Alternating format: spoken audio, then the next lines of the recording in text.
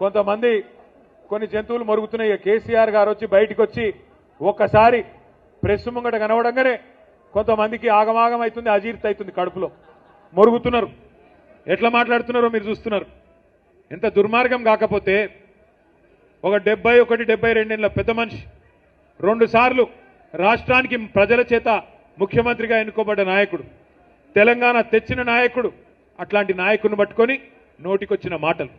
ఒకసారేమో కాలు ఇరిగింది అని ఆనందం, ఇంకోసారేమో ఆయన చచ్చిపోవాలని చెప్పి శాపనార్థాలు. ఇది మంచిదేనా? ఇది మంచి పద్ధతేనా? మాకు రావా మాటలు, మాకు రావా బూతులు? రేవంత్ రెడ్డి, నీకు నేను చెప్తున్నా, నీకు ఒకటే భాష వచ్చురా నాయన, నాకు 3 భాషలు వచ్చు. నువ్వు ఒకటే భాషలో బూతులు తిడతావు.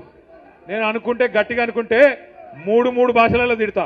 హిందీలో, ఇంగ్లీష్లో, తెలుగులో తిడతా. నీకు ఒకటే వచ్చు. నేను పక్కా ఉర్దూలో కూడా తిడతా. ఇక మా అక్క వాళ్ళను, మా అన్న వాళ్ళని అడిగి కొన్ని రోజుల గోర్మాటి భాష కూడా నేర్చుకుని అందులో కూడా తిడతా. మా లంబాడా సోదరుల భాష కూడా నేర్చుకొని అందులో కూడా తిడతా.